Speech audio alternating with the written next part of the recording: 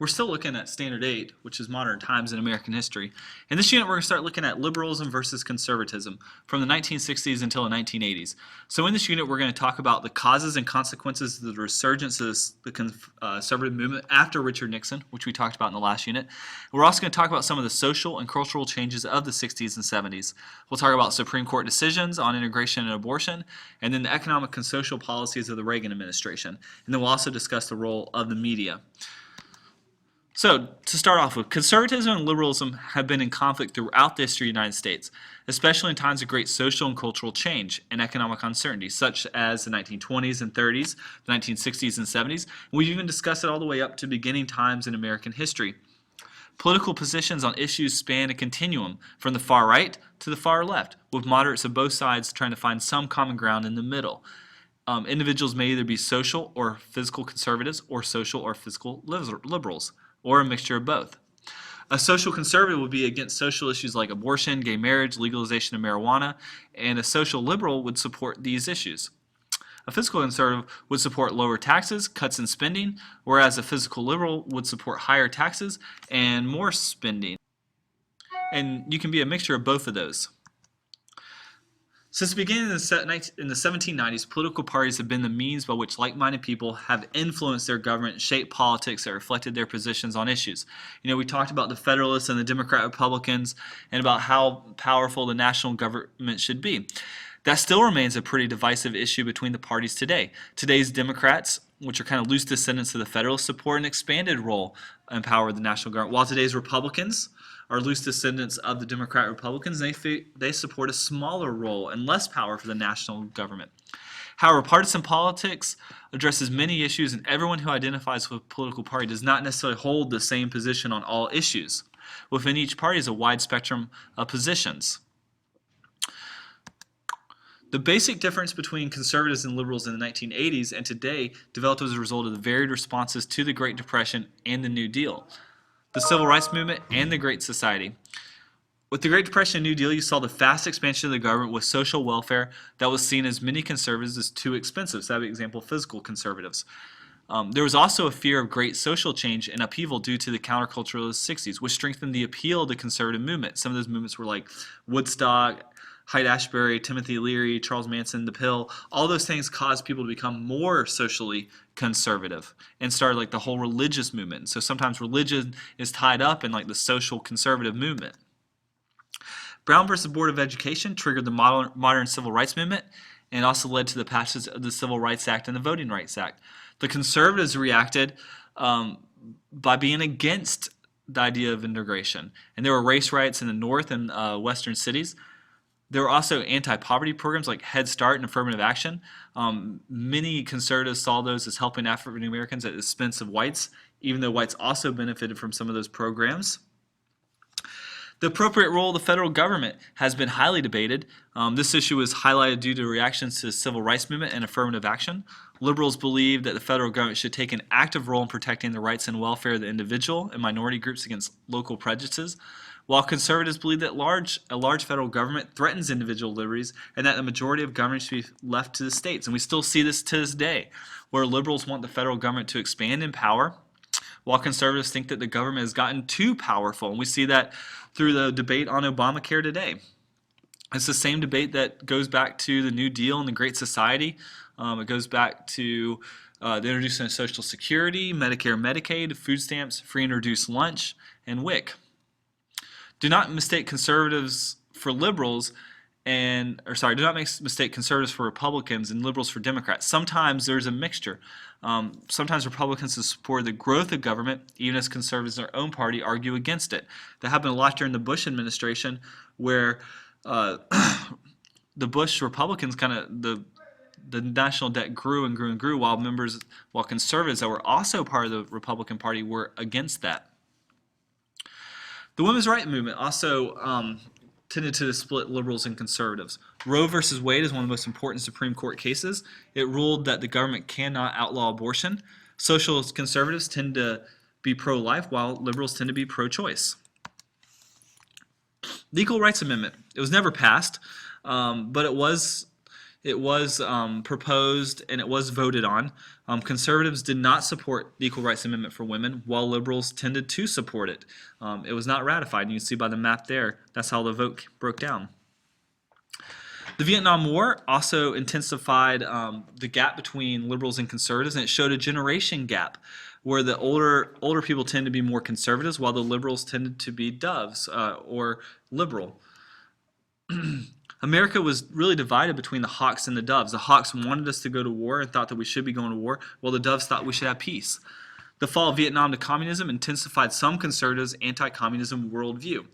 And so then the protest movement and the counterculture that developed out of the anti-war movement contributed to the sexual revolution in the 1960s and further alienated many conservatives. They thought that America was becoming too bad socially.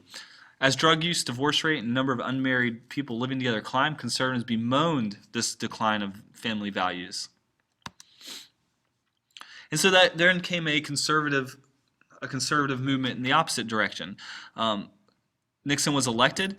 He was elected to bring back law and order amid all the riots, the race riots, and the war protests that were going on. And he had the Southern strategy, try to get the South to go along with him. And it kind of went along with the whole new right. There were anti-environmental protections, anti-abortion, religious. It was very, very religious, where you tie like religion into conservatives. If you were religious and you weren't conservative, then sometimes you were said to be going to hell. There were some famous televangelists like Jerry Falwell and Billy Graham. In fact, you can see like there's some pictures of those guys right there. There's Billy Graham praying with Richard Nixon. And so really like tying together politics and religion. The Watergate scandal and Ford's pardon of Nixon led to Carter's election in 1976. The problem with Carter's administration was he had numerous economic problems. The stagflation that we discussed in the last unit came back when Carter was president.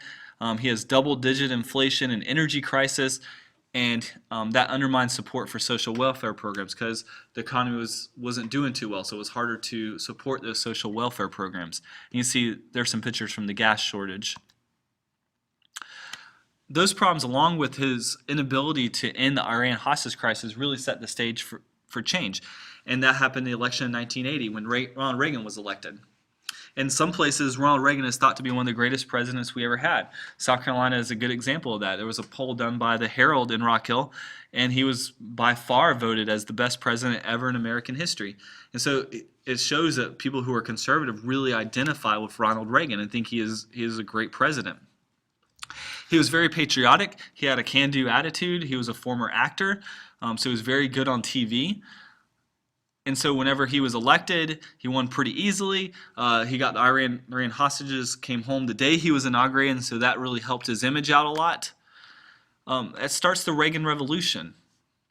And this starts a very important term called Reaganomics, which means that he's going to cut taxes for the wealthy in order to promote investment and the creation of jobs. We kind of talked about that in the 1920s as being one of the problems of the 1920s, where they cut taxes for the wealthy, and then that's supposed to trickle down to everybody else and help everybody else economically. But it really doesn't necessarily do that. They also try to cut government spending, and fiscal conservatives really supported those policies. The Reagan administration. Liberals tend to believe that the economic well-being of the nation depends on the ability of all people to consume the goods produced, because increased demand will prompt entrepreneurs to create more jobs, and more people with jobs will spend more money. And they believe the wealthy should pay taxes in proportion to their ability to pay. So the more you make, the more you should pay. And that tax cut should go to a lower middle class, who will then use those monies to consume goods.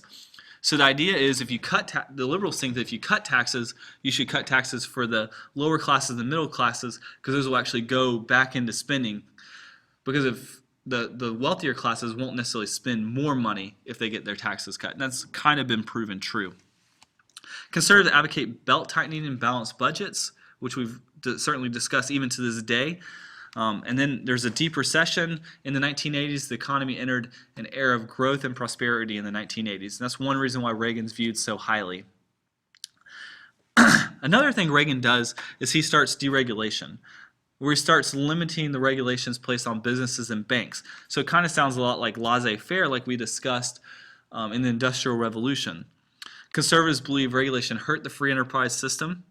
They thought that it hurt capitalism, while liberals generally think that there should be some sort of regulation, like progressivism. You don't want businesses just kind of running roughshod over people's rights and their workers' rights.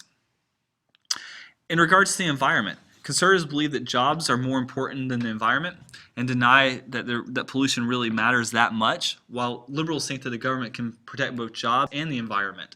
And so it's generally a split between the two groups, political groups. During the Cold War, since we're still fighting the Cold War, conservatives like that Reagan took a hard line against the Soviets and that he increased defense spending, which is kind of a little bit of a contradiction since they don't like the idea of more government spending, but in this case they did. They credit Reagan with winning the Cold War and toppling the Soviets, said that he spent so much money that he was able to destroy the Soviet Union and that they couldn't keep up. Liberals believe the Soviet Union collapsed to internal problems and change in leadership. So you see the two sides right there. So Reaganomics and defense spending as well as globalization had a long-term impact on the economy that's still being debated today. We're still debating how much, if the budget should be balanced or not. The national debt has tripled. There's been a loss of manufacturing jobs. There's been a bigger gap between the rich and the poor. Conservative has become synonymous with economic growth because of the whole Reaganism, even though it's not necessarily true, while liberalism was seen as a wasteful spending and too big of a government, is what happened under Ronald Reagan. So that kind of summarizes the differences between liberals and conservatives, and I hope you have like a really good chart made of between liberals and conservatives and you can really compare the two. We'll certainly be talking more about this. Please turn in your video notes guide and also take the quiz. Thank you.